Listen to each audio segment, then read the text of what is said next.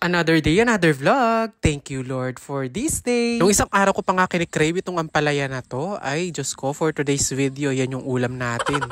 Walang hipon pero sinahugan ko nga to ng maraming chicharon. Meron din sa amin nagbigay ng itlog kaya dinagdagan ko talaga yung nilagay ko dito. Ito nga mga ampalaya na to dapat nga lulutuin to kahapon. Sobrang init nga ng panahon kahapon, berde pa yan. Tignan nyo naman yung dulo, malambot na at medyo naninilaw na pero din. Pero syempre dahil madiskarte tayo, walang masasayang for today's video. Lulutuin pa rin natin yan. Dapat nga dito sa mga ampalaya na to, papartneran nga dun sa mga tilapia na napanood nyo nung isang araw. Pero syempre dahil nagpaksiw na nga ako, tapos nagprito na din at may kapartner nga na barali, heto, hiwalay na tong ampalaya. Anyway, salamat din po pala dun sa nagbigay sa amin ng isang tray na itlog. Ito na lang po yung natira.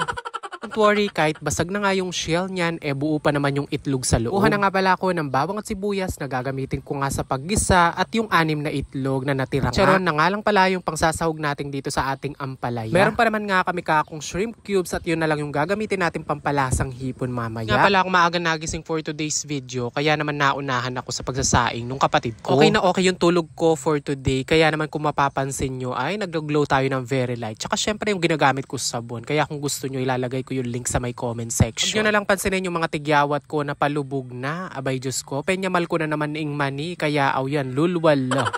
Tinanggal ko lang din yung bawat dulo netong ampalaya at yung sobrang lambot. Totoo lang, kahit anong gulay yata ngayon, sa sobrang init ng panahon talagang mahihinog ko.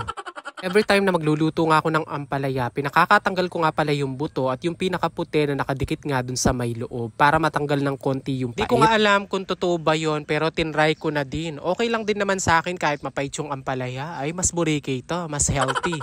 Pero syempre, dahil may mga kasama tayo sa bahay na hindi kumakain ng mapait ng palaya, ayan, ginagawan nga natin ng konting paraan. At pangalawang paraan nga daw to para matanggal yung pait, yung paglalagay ng asin tapos mainit na tubig at ibababat. Paghiwa na din ako ng bawang at sibuyas na gagamitin natin sa paggisa. Wala nga lang tong kamatis dahil naubos. Yung mga itlog, in-scramble ko na nga din dito sa may isang lagayan para nga mamaya, lalagay ko na lang. Diba, the more itlog, the more sarap sa ating ginisang ampalaya. Ito nga palang kanin na sinaing nga nung kapatid ko, luto na at hinhin na rin to, kaya pinatay ko na. Naglagay na nga pala ako ng konting mantika dito sa may kawali at iginisa ko na yung bawang at sibuyas magkasabay na. Pag nagigisa nga pala ako, isanasabay ko na din itong shrimp cubes para kahit papano matunaw na at malasang malasa. Pagkatapos, sunod ko na nilagay yung mga ampalaya na hinugasan at pinatiktik ko nga kanina. Naglagay pa nga ako doon ng konting tubig para nga lumambot yung ating ampalaya. Pangatlong paraan nga daw para hindi pumait yung ampalaya, wag mo daw itong hahaluin kapag pinapakuluan mo. Siyempre, pakuluan mo lang to sa napakahinang apoy para hindi naman siya masunog. Niligpit at hinugasan ko na nga din pala yung mga pinaggamitan ko para nga mamaya konti na lang yung mga hugasin. Sakto nga at half cook na nga itong mga gulay kaya naman ilalagay na natin yung chicharon. Anyway, hindi nga pala natin to hahaluin para nga maiwasan natin yung pagpait. Dalawang balot nga pala to ng chicharon. Tingnan ko lang kung magaway-away pa sila at piliin pa yung sahog. Siguradong mahihiya na din yung ampalaya nito at magtatago na siya. Kuluan ko lang din ng mga ilang minuto tapos binuhos ko na nga yung mga itlog. Nasa mahinang apoy pa rin itong ating niluluto para nga hindi siya ma-overcook. Timplahan mo na lang din, depende sa taste mo, bahala ka na dyan.